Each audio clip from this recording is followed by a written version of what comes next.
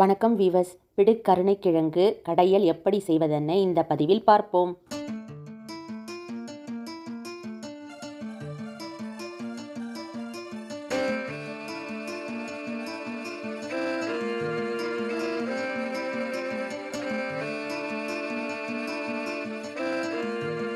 மகாபோஜனா. இந்த கிழங்கு மழைக்காலம் தொடங்கி தை மாதம் முடிய கிடைக்கும். இந்த கிழங்கில் மண் இருக்கும். ஆகையால் அரை மணி நேரம் ஊறவிட்டு மண் போக இருமுறை கழுவி எடுத்து கொள்ளவும். இதில் இதுபோல் அடிபட்டு இருந்தால் அரிந்து எடுத்து விடவும்.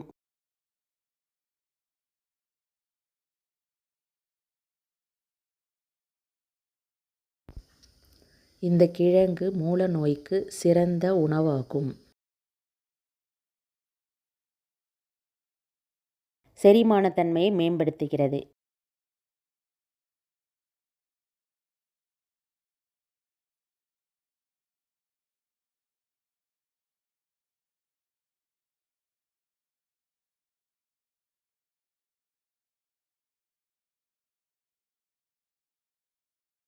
கிழங்கை குக்கரில் போட்டு மூழ்கும் அளவு தண்ணீர் ஊற்றி அடுப்பில் வைக்கவும்.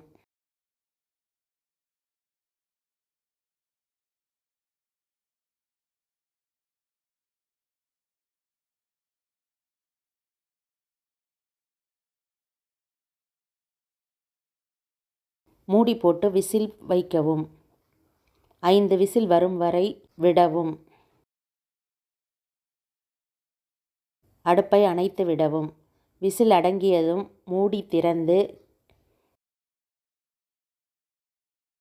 கிழங்கில் ஒரு கத்தியை செருகினால் நைஸாக செல்ல வேண்டும்.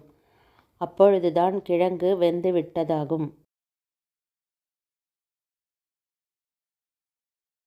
கிழங்கை எடுத்து ஒரு தட்டில் வைத்து ஆறவிடவும். ஆறிய பின் தோல் எடுத்து விடவும்.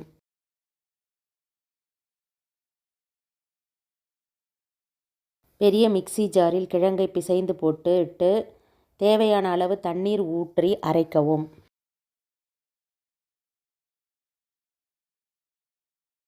பொடியாக அரிந்த ஒரு வெங்காயம், 6-7 கிள்ளிய காய்ந்த மிளகாய், கருவேப்பிலை, கொத்தமல்லி, தேவையான அளவு மஞ்சள் தூள் 1 ஸ்பூன், உப்பு 1 ஸ்பூன் எடுத்துக்கொள்ளவும். அடுப்பில் ஒரு வாணலியை வைத்து எண்ணெய் 1 குழிக்கரண்டி விட்டு கடுகு சேர்த்து தாளிக்கவும். பின் வெங்காயம் சேர்த்து வதக்கவும். கருவேப்பிலை சேர்க்கவும்.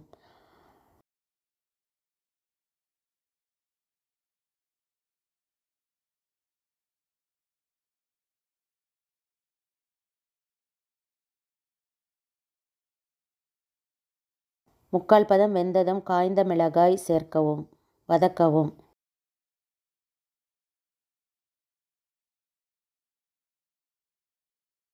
அரைத்த கிழங்கை ஊற்றி கிளறவும்.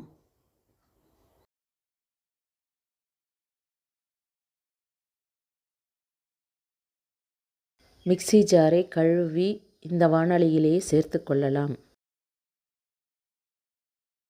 உப்பு சேர்க்கவும்.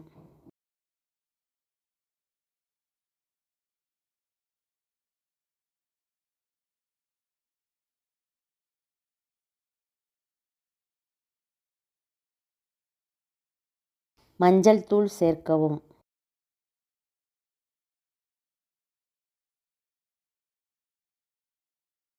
நன்றாக கிளறவும்.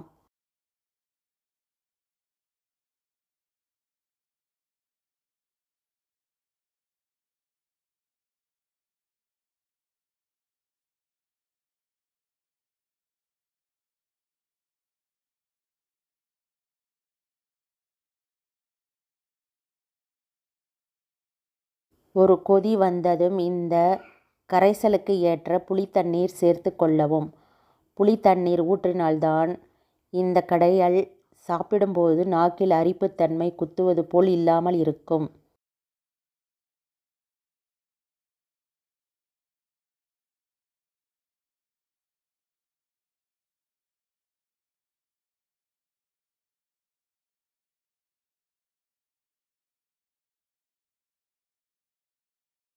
புளித்தண்ணீர் ஊற்றி 5 நிமிடம் கொதிக்க விட்டு கொத்தமல்லி சேர்த்து இறக்கவும்.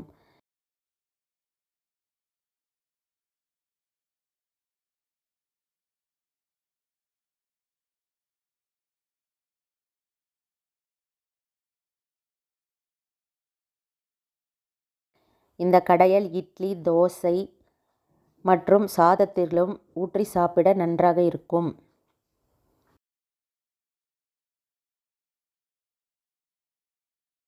வியூவர்ஸ், இந்த பதிவு பிடிச்சிருந்தா லைக் பண்ணுங்கள், ஷேர் பண்ணுங்கள், சப்ஸ்கிரைப் பண்ணுங்கள். நன்றி.